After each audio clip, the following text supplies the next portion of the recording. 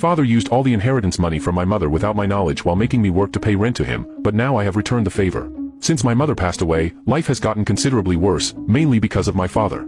Her loss was devastating for me, but my father seemed to handle the situation in a completely different way, almost as if he didn't care. I always thought he was adjusting to life without her or grieving in his own way, but there were days when I felt he simply didn't care. My mother left a significant inheritance, which included money, jewelry, and some investments. I was the primary beneficiary, but since I was still a minor when she passed away, my father was responsible for managing the assets until I reached adulthood. I trusted him to take care of what my mother had left for me, believing he would do his best to secure my future. After a few years, I started to notice that things were not right.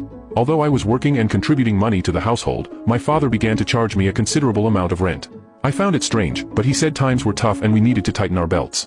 I trusted him, so I didn't question it much, despite knowing that charging rent to your own child was very unusual. As time went on, the charges increased, and I began to suspect that something was wrong. I decided to investigate